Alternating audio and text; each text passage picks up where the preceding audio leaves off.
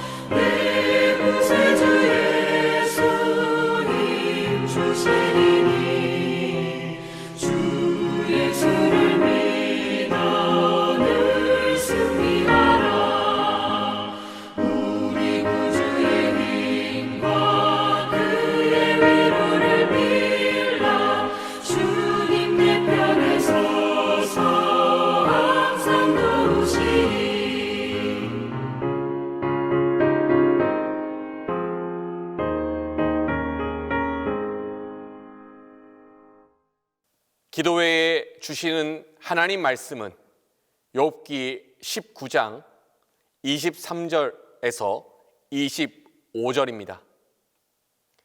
나의 말이 곧 기록되었으면, 책에 씌어졌으면, 철필과 납으로 영원히 돌에 새겨졌으면 좋겠노라. 내가 알기에는 나의 대속자가 살아계시니 마침내 그가 땅 위에 서실 것이라. 우리가 욥이라고 생각해 보십시다. 이유 없는 고통이 찾아왔습니다. 평생을 의롭고 신실하게 또 경건하게 살아왔는데 자녀와 재산과 건강을 잃었습니다. 만약 그때에 우리가 하나님께 기도해야 한다면 어떤 기도를 하게 될까요? 어떤 이들은 하나님을 원망할 것입니다. 상당히 자연스러운 반응입니다. 하지만 성숙한 반응은 아니지요. 누군가는 하나님께 고통의 원인을 질문할 것입니다. 또 누군가는 이런 고통을 통해 합력하여 선을 이루게 하실 그 하나님을 바라보며 미래를 질문하게 될 것입니다. 어떤 이가 만약 고통 속에서도 희망찬 미래를 바라보며 하나님의 뜻을 간구한다면 많은 이들이 그의 신앙을 성숙하다고 말할 것입니다. 욥기가 재밌는 것은 우리의 통념을 벗어난다는 데 있습니다. 처음 욥의 입에서 터져나오는 기도를 보면 원망의 기도에 가깝습니다. 그 이후로도 톤 자체가 부정적이지요. 하나님께서 고통을 주신 이유를 묻지는 않습니다. 하나님께서 고통을 통해 합력하여 선을 이루시리라는 그런 기대도 갖지 않습니다. 그럼에도 불구하고 그는 하나님께서 인정한 의인입니다. 그렇다면 고통 가운데도 어떤 기도를 했던 것일까요? 그는 하나님의 정의를 묻습니다. 그의 기도에 유일한 관심사가 있다면 하나님의 정의입니다. 그가 줄곧 굽히지 않는 주장이 있다면 자신이 의인이라는 주장입니다. 또한 자신이 의인이기에 따라서 자신이 겪은 고통은 결코 심판이 아니라고 주장합니다. 논리적으로 생각해 보십시다. 욥은 의인입니다. 그는 하나님께 징벌을 받을 만한 잘못을 저지르지 않았습니다. 반면 그의 삶에 닥친 고통은 마치 하나님의 징벌처럼 느껴질 정도로 어마무시합니다. 그렇다면 남은 결론은 무엇일까요? 하나님이 잘못했다입니다. 하나님이 욥을 벌하지 않으셨어야 했는데 욥을 벌했다. 이 주장 외에는 물러날 곳이 없습니다. 어쩌면 세 친구가 이를 아득바득 깔면서 욥에게 욥 혹은 욥의 아들이 잘못을 저질렀기에 징벌을 받는 것이라고 주장하는 이유가 여기에 있을 것입니다. 하나님이 잘못했다라는 주장 외에는 사리에 맞는 주장이 없기 때문입니다. 아무리 욥이 의인이라 할지라도 하나님이 잘못했다라고 우기는 것은 아니라고 생각했겠지요. 욥은 단순히 하나님이 잘못했다는 데서 끝나지 않습니다. 그의 관심사는 자신의 인생에 닥친 기구한 운명에만 초점을 두고 있지는 않습니다. 그의 관심사는 넓습니다. 세계에 만연한 고통을 바라봅니다. 악인이 흥왕하고 의인이 공고한 현실을 바라봅니다. 그는 단순히 하나님이 잘못했다라고 주장하는 것이 아닙니다. 그는 하나님께 이 세상의 정의에 대해 관심이 있느냐고 질문합니다. 여기서 바로 욥기의 위대함이 탄생합니다. 욥기는 끈질기게 하나님의 정의와는 무관해 보이는 현실 세계를 조망합니다. 부조리함이 가득하고 악인이 흥왕하며 의인은 고통받는 현실 세계를 끝없이 되새깁니다. 그리고는 동방의 의인의 입술, 욥의 입술에서 하나님마저 천상회에 의해서 자랑할 만한 의인의 자격을 갖춘 욥의 입술에서 하나님은 정의로우신가? 하나님은 이 세계의 불의에 대해 관심이라도 갖고 계신가? 그 질문을 끌어내고 있습니다. 그가 하나님을 향해 내뱉는 말들은 고통에 대한 단순한 불평이 아닙니다. 오히려 세상의 불의와 하나님의 정의 사이의 간극에 대한 날카로운 기도에 가깝습니다. 그는 이렇게 외칩니다. 23절, 24절입니다. 나의 말이 곧 기록되었으면, 책에 씌어졌으면, 철필과 납으로 영원히 돌에 새겨졌으면 좋겠노라. 욥은 자신의 고통만을 두고 싸우는 것이 아닙니다. 온 세계에 불의로 인해 고통받는 모든 인간을 대표해서 하나님께 의문을 던지고 있습니다. 또한 실제 욥의 모든 기도는 이렇게 욥기로 기록되었습니다. 많은 이들이 욥기를 통해 위로를 받습니다. 왜 그런 것일까요? 그 이유는 욥기는 은연중에 욥의 모든 항의가 옳다는 뉘앙스를 비칩니다. 하여 세상의 불공평함과 부정의에 대해서 하나하나 따지는 것이 우리만 그런 것이 아니라 옛날부터 그래왔다는 사실을 알려줍니다. 세상은 불공평합니다. 악인은 날로 흥왕하는 것 같습니다. 의를 행하려고 노력하는 모든 이들은 평생 손해만 보면서 바보처럼 사는 것 같습니다. 우리는 그때마다 하나님이 계시는 거 맞냐고, 하나님은 왜 악인의 편을 들어주시는 거냐고 따집니다. 그런 우리의 기도는 어제 오늘의 일이 아닙니다. 고대 동방의 의인 욥부터 시작된 상당히 전통을 가진 기도입니다. 더 나아가 욥기는 은연중에 세상의 불공평함과 부정의를 인정하면서도 여전히 하나님께서 정의에 대해 관심이 있으시며 세상 가운데 공경을 겪는 모든 의인들의 삶에 관심이 있다는 사실을 들려줍니다. 이는 논리적으로 연결되지는 않습니다. 하지만 둘 다 현실이지요. 온 세상에는 불공평과 부정의가 만연합니다. 하나님이 없는 것만 같은 느껴지는 그런 세상입니다. 하지만 그럼에도 하나님은 하나님의 백성들에게 관심을 갖고 계시지요. 하나님이 이 세상 가운데 하나님의 뜻이 온전히 펼쳐지는 것을 원하고 계십니다. 또한 이를 신묘막측한 방식으로 구현하고 계십니다. 또한 무엇보다도 기도하는 의인들의 간구를 경청하십니다. 그들에게 은연중에 지혜를 주시고 용기를 주시며 그들과 늘 함께 하십니다.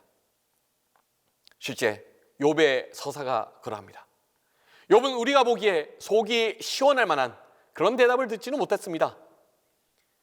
하나님께서 여전히 정의에 관심이 있다는 사실은 알게 되었지만 어떤 방식으로 정의를 구현하시는지 그런 자세한 이야기는 욥기에 등장하지 않습니다.